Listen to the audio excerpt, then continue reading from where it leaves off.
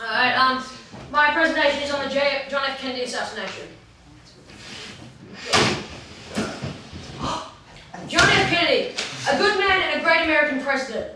Unfortunately, he was another victim of American intolerance like his brother, Robert F. Kennedy, or such other famous figures as Martin Luther King Jr. or Malcolm X. But when it came to him, it was a lot more complicated than that.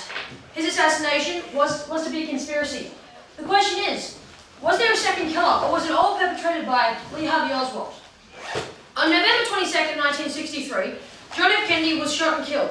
The culprit was Lee Harvey Oswald, who climbed to the 6th floor of the book depository and shot John F. Kennedy 3 times in the head and through the neck. But the question is, was it him that did it? Because before the trial could take place to find out all the information on Lee Harvey Oswald, he was shot and killed by Jack Ruby. And Jack Ruby was involved in major figures in organised crime, and conspiracy theorists claimed he killed Oswald as part of an overall plot surrounding the conspiracy of the assassination of Kennedy. 3 shots were fired, and one of them hit the Texas governor who was driving in front of him. The bullet that hit them both was this bullet right here, which actually came out in still great shape after the entire thing. But given the lack of damage to the presidential's limousine, the question was if there was a second shooter, or if it was this single bullet fired from here through the neck. Anyway, so the theory is it was all done by Lee Harvey Oswald, but the following could only happen if there was a second shooter. Here's what happened. The reason the single bullet theory is a conspiracy is because of the idea that the bullet would have had to have done the impossible to cause the wounds that it did, which gives the title the magic bullet theory. The theory states that the bullet would have to have gone down through Kennedy's back downwards at an angle of 70 degrees, and then gone up and exit through his throat, then gone. As it leaves his throat, it pauses in mid-air, I might add, then makes a left turn, then a right turn, entering Connolly's right arm, and going downwards at an angle of 27 degrees, which shatters his left rib, and exits through the right part of his chest. It turns again and enters Connolly's right wrist,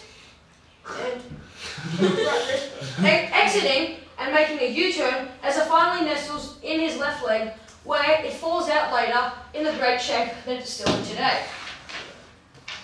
The magic bullet theory states that the three bullets did all the work, and since there was barely any damage to the limousine, there was no more shots. However, due to the reaction from Connolly, which came 1.6 seconds after the bullet was fired, that brings the question: did he get shot by a different person, or is Connolly even too old to react to getting shot on time?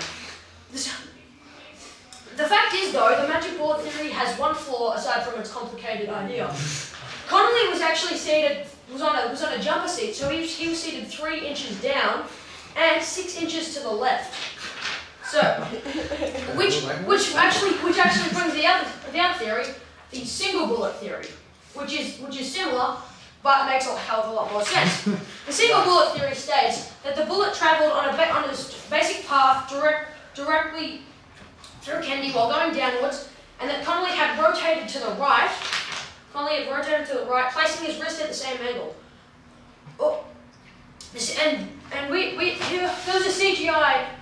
CGI recreation created by the professionals who were studying the case to prove that the bullet could have passed through them when it was fired from the 6th floor of the book depository. And that's what Lee Harvey Oswald was. So I believe this theory to be valid, as just with all the hard evidence here, and I think it was Lee Harvey Oswald that did all the shooting. There was no second person. Thank you. Wait. So this magic bullet, you thought that was true? No. Single bullet. Oh, the single bullet. Okay. Yes, he thought that a bullet that I don't know. Okay. Seeing is believing. This is why we ask questions. Yes, thank you, Harry. Maybe the shooter wanted. That means it works.